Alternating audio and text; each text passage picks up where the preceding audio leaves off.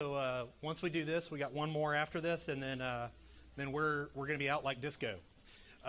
Okay, so let's go ahead and start on this. So let's start with the ones that we really want to fix up here. So the things that are going to be the highest degree of impact and the most easily done. Okay, so fire off some answers for me. I'm going to scribe for us. Change the order set. What specifically you want to change?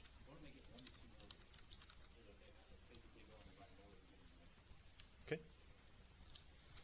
I would discourage the range, but we'll roll. Still better than what they got, right? 1 to 2 milligrams. Okay. All right. What other things go in this top right box? Yes, ma'am.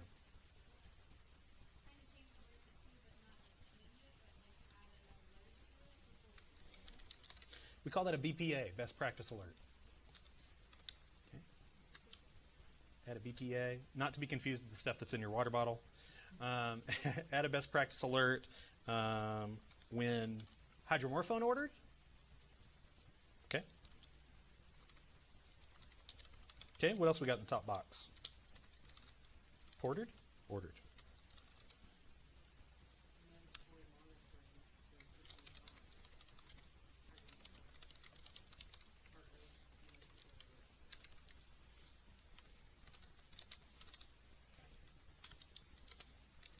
I'm assuming continuous monitoring. We want it to be continuous monitoring, like pulse ox and automated cuff. Okay. That's a good one.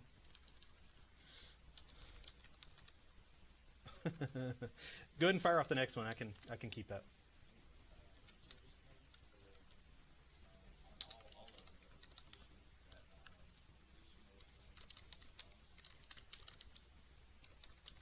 Say prescribers. How about that? Is that all right? Be all inclusive. I feel like we leave out our PA friends a little too much sometimes. I don't know why. Like I found myself doing that. Like we had a P&T committee, and I suddenly realized we had a P&T committee. I never put a PA on that committee, and it's like, man, why have I been doing that? Like it's just something you don't think of.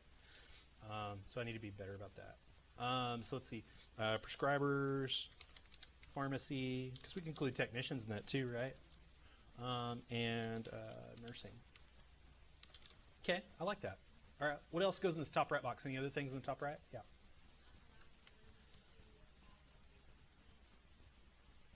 Okay.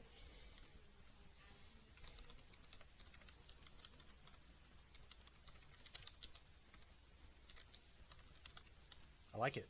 I like that a lot. Good catch on that one. What else? Anything else in the top right box?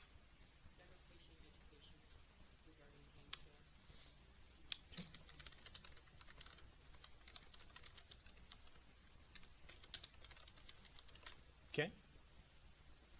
Part of it too is pain management. I don't know if y'all have heard this before. We got critical care next semester, so probably not. But what's really important about pain is, what do you think people think if they're in the hospital for something that involves pain? What is their expectation when you say we're going to give some pain meds? Exactly. They think you're going to eliminate the pain. Is that true? No. You will make the pain manageable. Yeah, exactly. Good. So setting good expectations around pain management in general is always good too. Because if they think they're supposed to be to 0 and they're still experiencing pain, they're going to keep hitting that call button asking for pain meds. All right, good. What else? Anything else in the top right box? Yes, ma'am.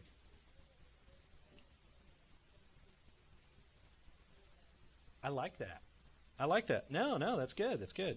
Naloxone added to order set. PRN.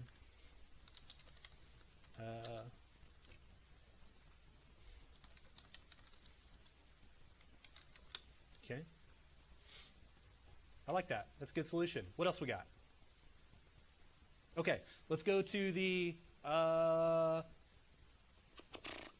top left box. So low degree of impact, but it's real easy to do. What did y'all have in that category?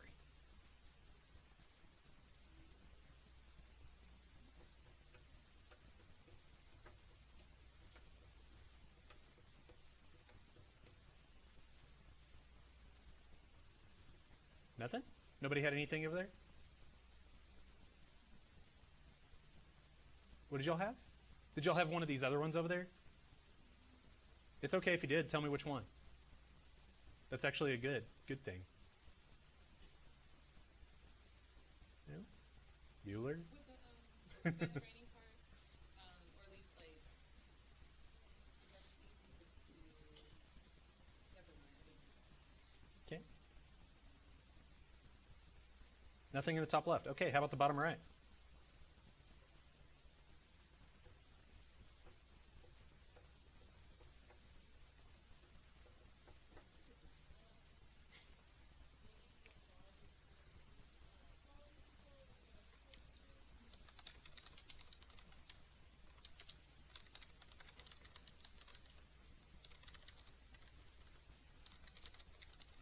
Okay.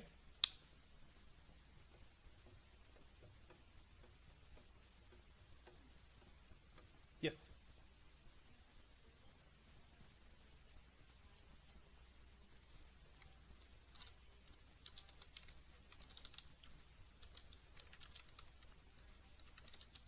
How about an RT consult? My brother, the respiratory therapist, thanks you for his appreciation of his profession. My whole family is an interprofessional healthcare team. It's a disaster. Interprofessionalism's hard, guys, especially when it's family. All right, let's see. Consult patients on opioids. Okay.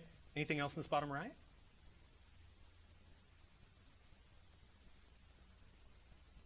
Okay, how about the bottom left? Surely we can put some stuff there.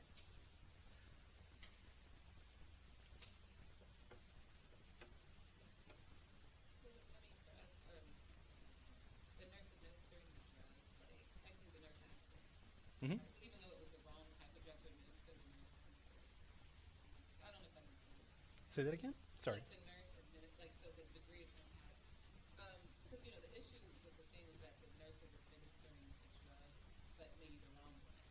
So in this case, you don't need to fix the fact that the nurse is administering the drug. Right. Yeah, so it'd probably be, yeah, probably. Yep. Yeah. Maybe opioid education?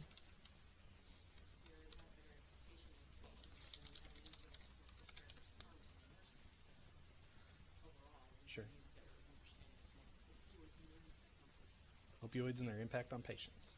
Yeah, how hard is it to do a hospital-wide in-service and get everybody there?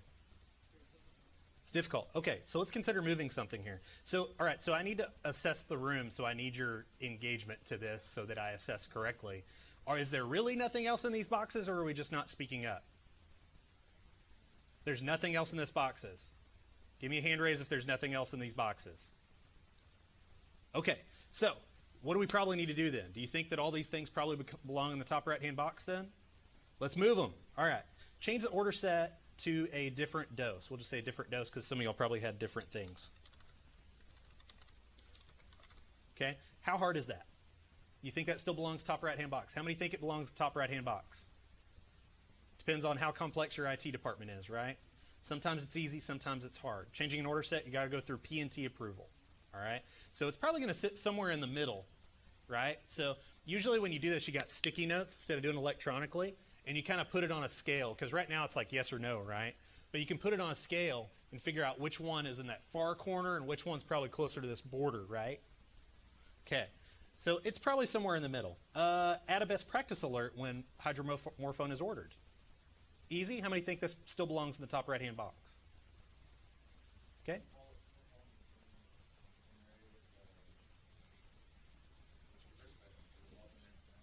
Yep, it's a healthcare record change. Yeah, so healthcare record changes, they take a little bit of time, right? They can be done.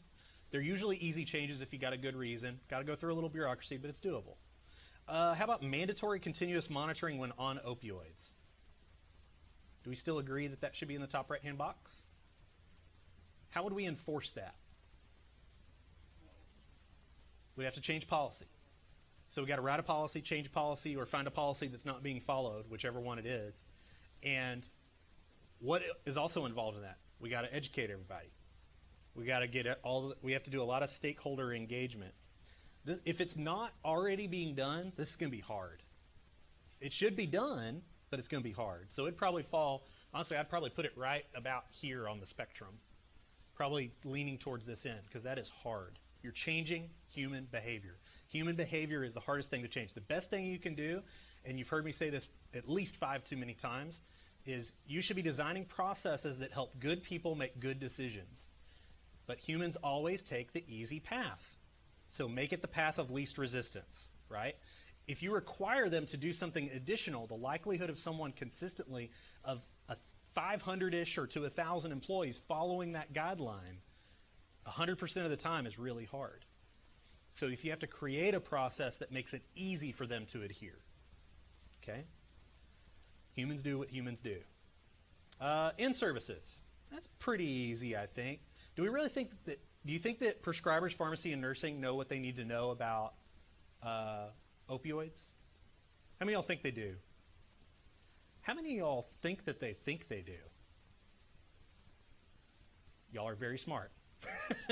You're absolutely correct. So the problem is that do you expect, like if we said we're going to do an in-service for prescribers, pharmacy, and nursing, do y'all expect a good response rate to that? People are going to be like, ugh. Another in-service, and I already know about opioids. I prescribe them all the time. I prescribe Dilaudid like it's candy. But if they're doing their job right to begin with, they wouldn't even have that service. Agreed. In-service, you're assuming you're giving education, all right? So you're trying to, so what's the point? You're trying to capture the people that don't know the things that you want them to know, right?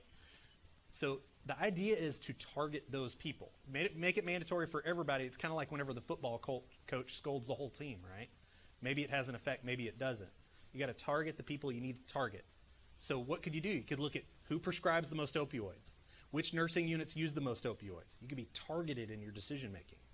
Doing that makes this a little harder though, right? Because you have to figure out who and do a little bit of analysis. It moves it down the spectrum. Also, I'd argue in services, because of the fact that what percentage of the people do you think are part of the problem that you're educating out of your total hospital employee staff? 10 to 15%? That's probably a good guess. So realistically, it probably sits somewhere right around here, honestly. It's probably square dab in the middle. Okay? Do y'all get the point of this exercise? I don't want to beleaguer it because we do have a finite amount of time. Good questions. Well, I think, would you be asking the questions where would you put policies like issue because it seems subjective. It is very subjective. It is very subjective. No. Would not ask. No. No. Not all learning is on an exam. That's all right. It's a fair question. No, I'll stay away from subjectivity as much as possible, guys. I want you to understand the concepts and be able to use them and have application. Hopefully y'all have had enough test questions for me to realize that I focus on concepts and I focus on application. That's it. I don't get into the nitty-gritty. Okay, good. This is a good exercise. Any other questions, comments about this? Helpful. Yes? Good. Okay. All right, let's talk about control. Sounds like, never mind. All right, so in the control phase, which is the last phase of DMAIC, you want to be asking a few questions. Who is the process owner?